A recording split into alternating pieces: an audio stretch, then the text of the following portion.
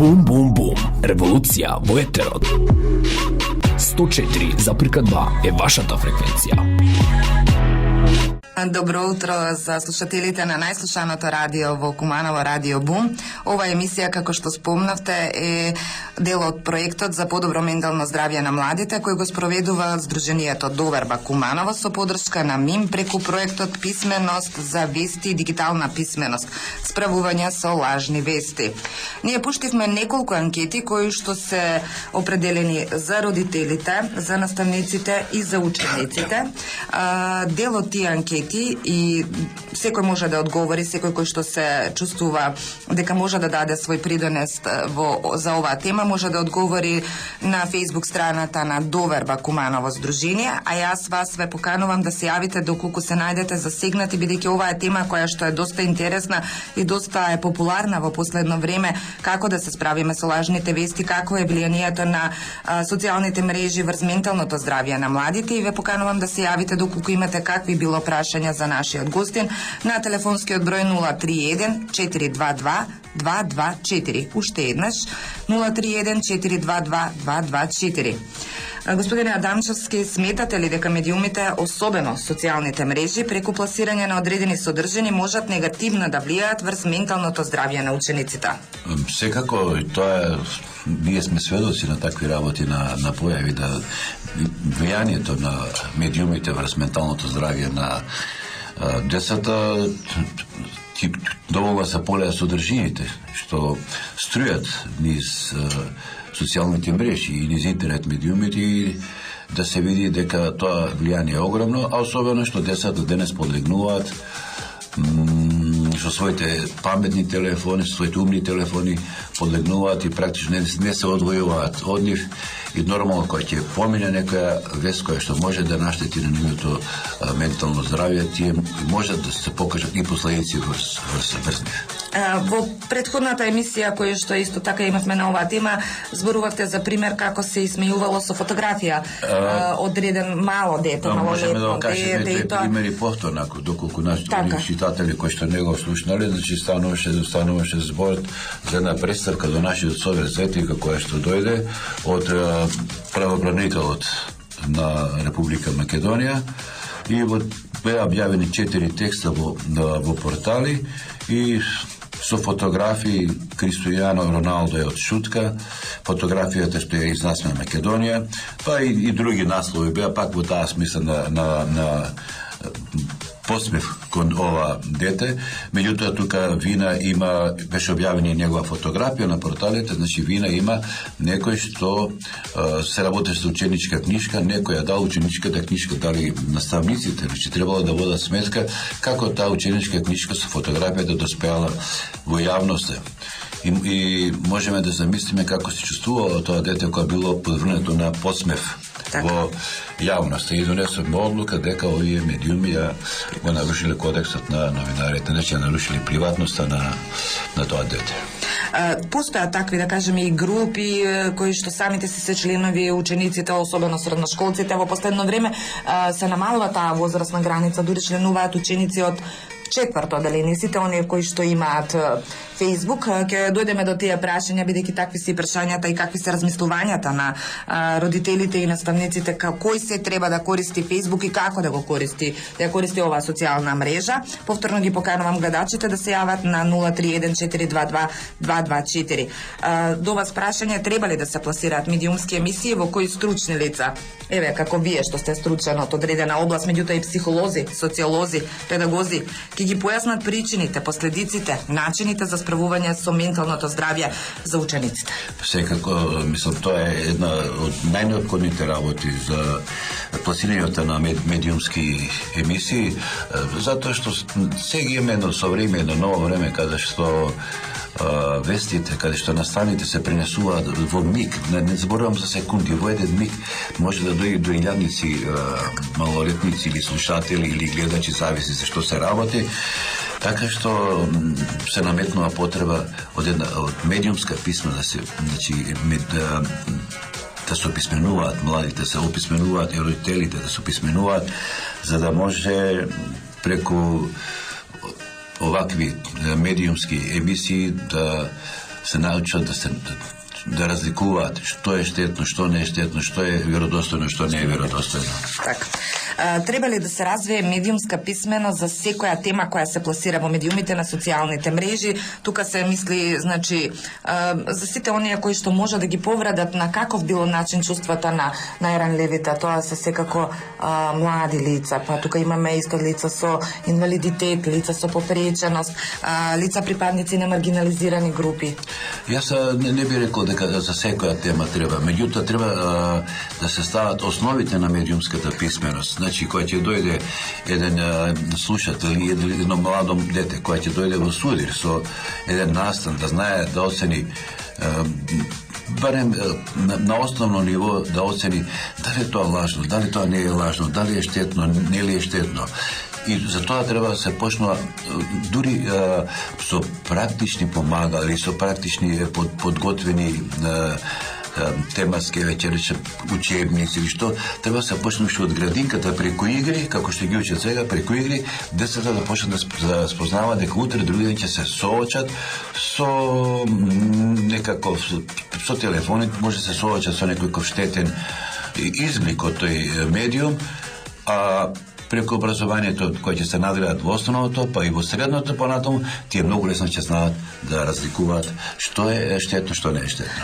Да кажеме, мојата генерација остана затечена, веројатно и вашата генерација останавме затечени, не бевме подготвени за толку многу информации кои се споделуваат на социјалните мрежи. Тоа се една група на оние кои што не сме имале, едноставно технологијата не била во тој подем.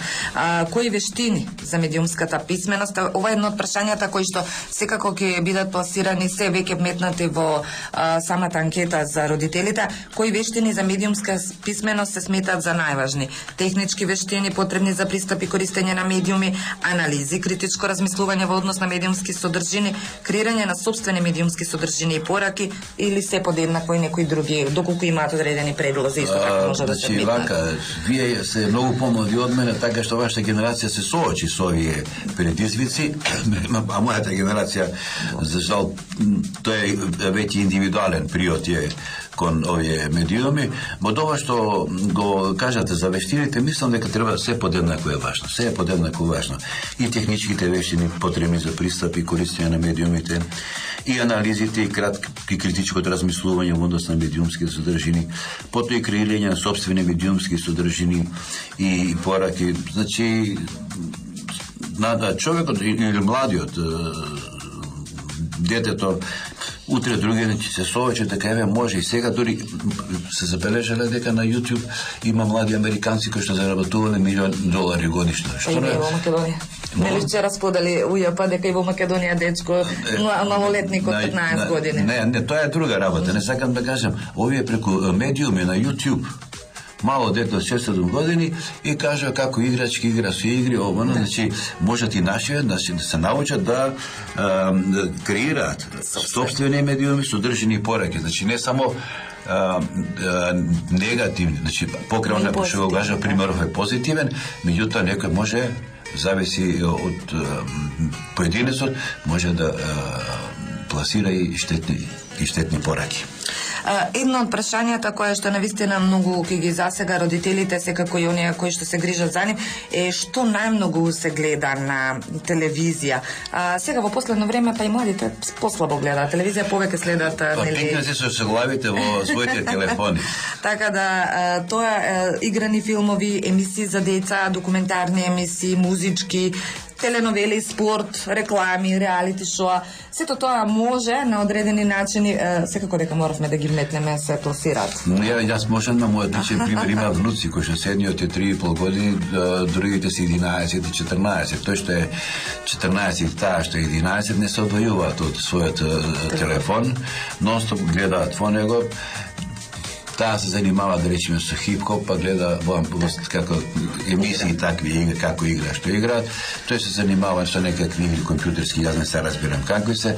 Значи, исто се занимава со кулинарство, па гледа кулинарски емисии. Тоа е позитивен пример. Да, не, сакам да кажам, значи, а малиот си гледа само детски емисии што се Така што, меѓутоа, се додека го гледа тоа, може и случајно, кога ќе бара, па да помени и нешто што не е пожелно на таа возраст на деца од 3 години, на дете од 11 или на дете од 14 години да помени, така што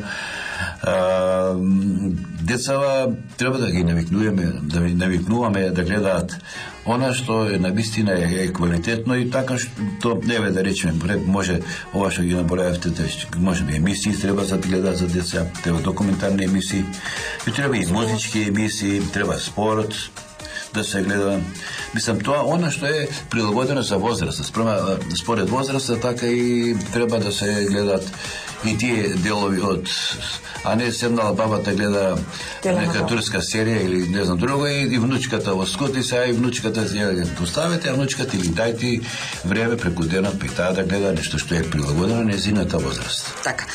Еве ги поканувам и родителите и бабите и дедовците, оние кои се грижат за помладата генерација, да се јава, да споделат свое искуство колку нивните внуци деца користат паметни телефони, таблети, компјутери, какво е нивното и лично искуство да споделат со нас, па да се креира една, така да кажеме, стратегија на национално ниво како да ги доведеме во ред овие работи, значи да има одредена не само родителите да водат грижа, туку сите ние заедно како едно општество, сите чинители да поведеме грижа за овој проблем.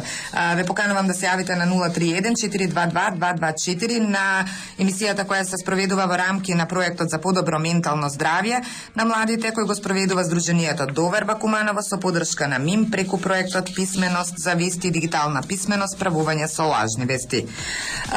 Тука исто така прашање кое што го е поставено, значи зашто децата најчесто го користат интернетот за истражување и учење, за следење новости, комуникација, за гледање забавни видеосодржини, играње игри, креирање сопствени видеосодржини и се подеднакво.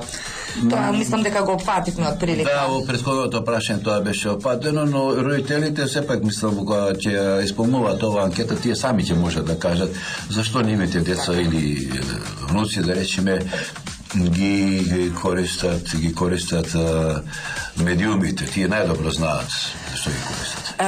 И едно од прашањата кое што така наидува на одредени, да кажеме, поделени мислења во јавноста кај родителите е дали се објавуваат фотографии од децата на друштвените мрежи. Има една категорија која што постојано објавува фотографии, една категорија која што воопшто или речиси никогаш не објавува фотографии.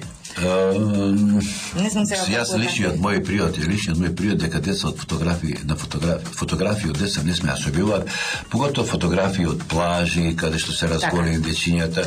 Знаете, имаме низ ова наша земја мреживе различни луѓе, различни овако. Јас ги нарекувам тие предатори. Предатори, да. Така има предатори кои што дури сакаат такви фотографии, сакаат се што да се објавува. Јас ќе ве прекинам, бидејќи имаме слушател на линија, ќе посакаме добро утро и ќе го вклучиме нашиот слушател. Повелете, во програмата сте ни. Ало, добро утро. Само едно поздравување од мене и само да ве пофалам дека емисијата ви е супер и едно кратко прашање ако може. Може, повелете. Колку е корисно, а колку негативно да се користат мобилните телефони во училиштата? Интересно прашање, ви благодариме на ова навистина интересно прашање.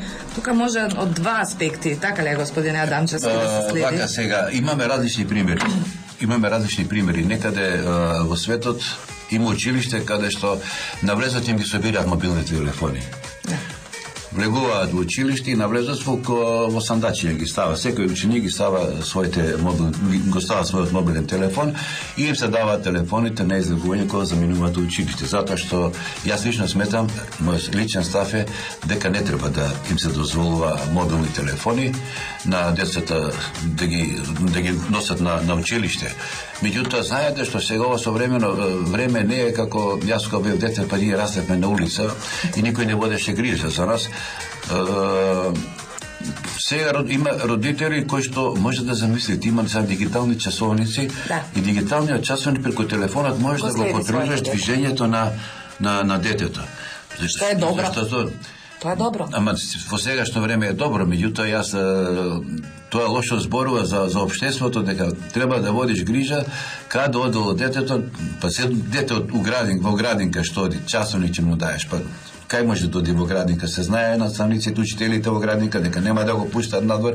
Сакам да кажам дека и родителите претеруваат. Значи, мојот личен став е телефони на училиште не смеат да им се даваат мобилни телефони на децата. Или, например, како што рековте, како што е случај во западноевропските држави, се земаат одредени телефони пред почетокот на часовите, а потоа може да се слушнат со родителите, бидејќи господин Адамчевски сега е турканици со обраќање на гужва и доколку од аспект на родител зборам, јас имам некоја граница своја кога им давам мобилни телефони, некоја психолошка која самата сум ја направила. Меѓутоа, ако не ги слушнеш на вистина, па нека те фаќа од толку многу сообраќај, толку многу гужва, толку многу разни работи кои што не дај Боже, или не ги посакуваме никому. Јас кога растев, нити клучот на врат ми беше, никој немав ни телефони, немавме ни никакви телефони, па израставме. Така што сепак тоа е индивидуален е приодот. Значи зависи, вие го кажавте вашиот пример, јас го кажав примерот на некои деца, родители што ги следат родителите преку часовниците, кај се движат, што се движат.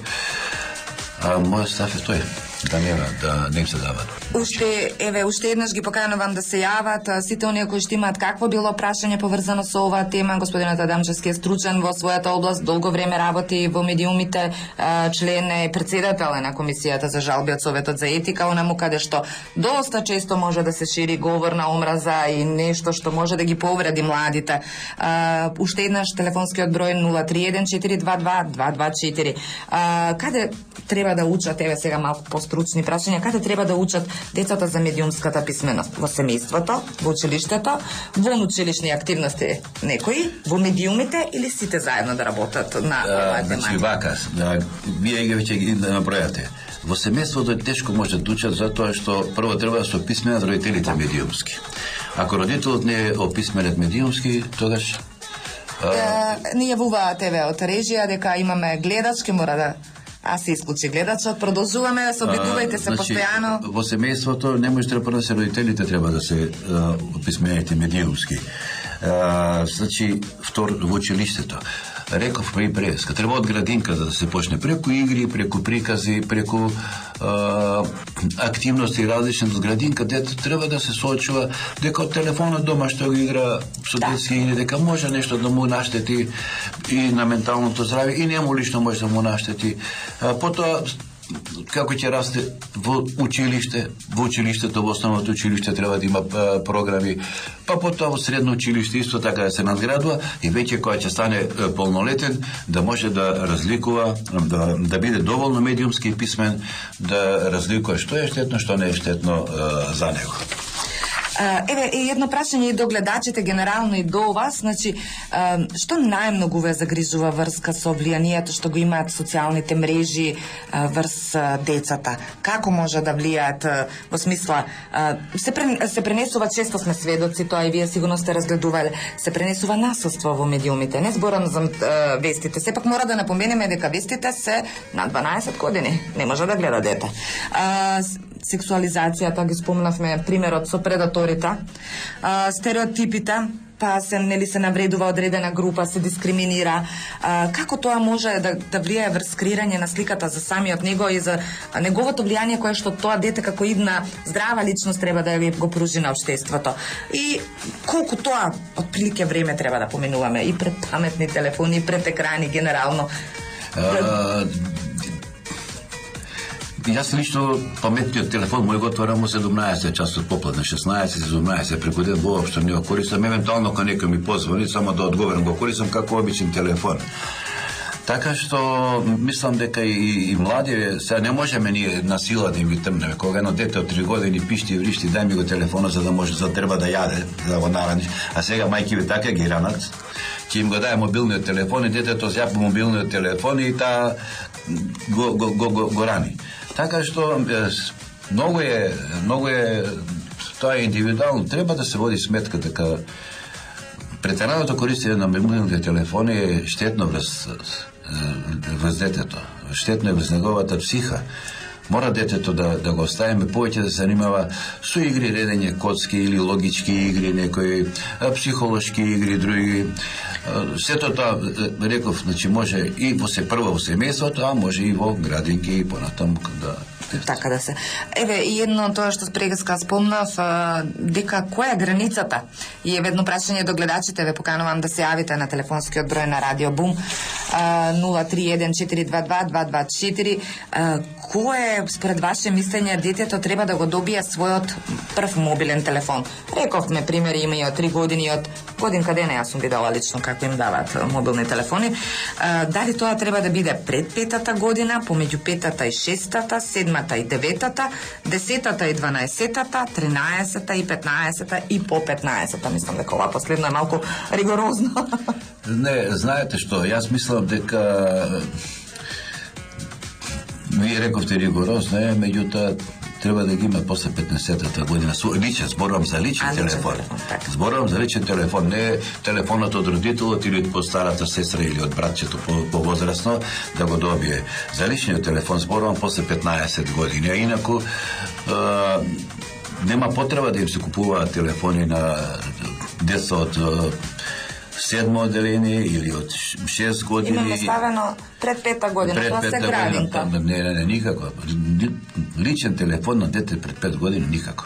Тука е замената на таблет. Тие користат таблет. Ева овие што се мало. Друга е, ама таблетот го користи, тој го користи дома. А вака, ако има личен телефон, тој веќе на 5 години личност, на 6 години личност, секој дете личност, па ќе сака својот личен телефон да си го носи онаму каде што ќе замија, дали на училиште во прво одделение или во градинка. И ќе се создаде конфликт натре во семејството.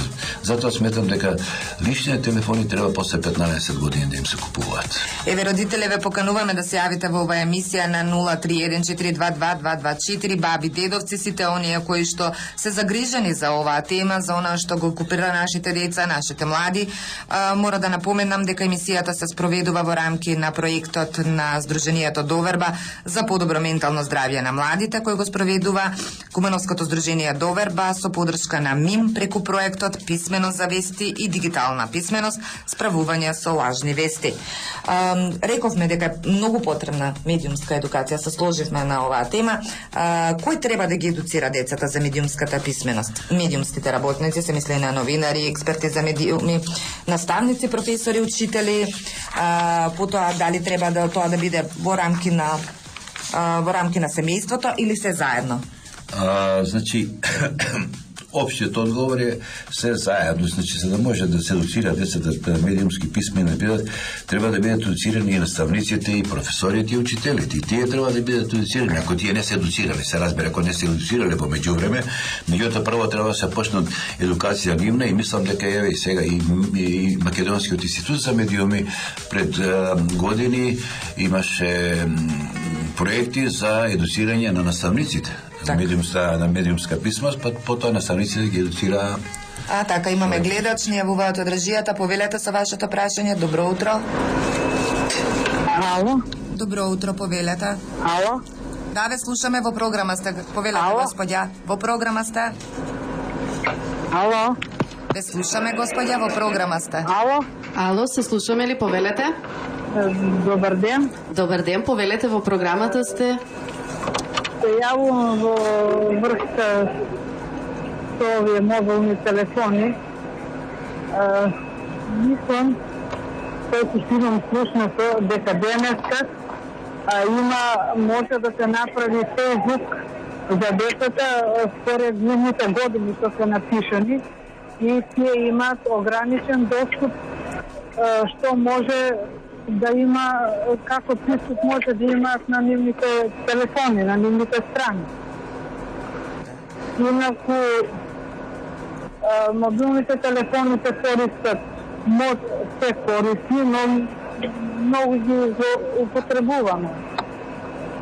Преку статусите што ги објавуваме на Facebook, се гледа и нашата, можем да кажам, неписменост што порано се користеше. Не користиме ниту голема буква, ниту запирка. Со тоа и децата го губат правописот правилното изразување, што некогаш многу е било битно за нас. Инаку, телефоните мислам дека додека се на училиште правилно е да не се достапни за децата. И може да имаме и корисни информации кои што може да ги прочитаме на интернет без да купуваме печатени материјали, а има и некои што се непотребни и некорисни. Во секој случај треба да се работи на конкретно писменување и на младите и на нас возрастните.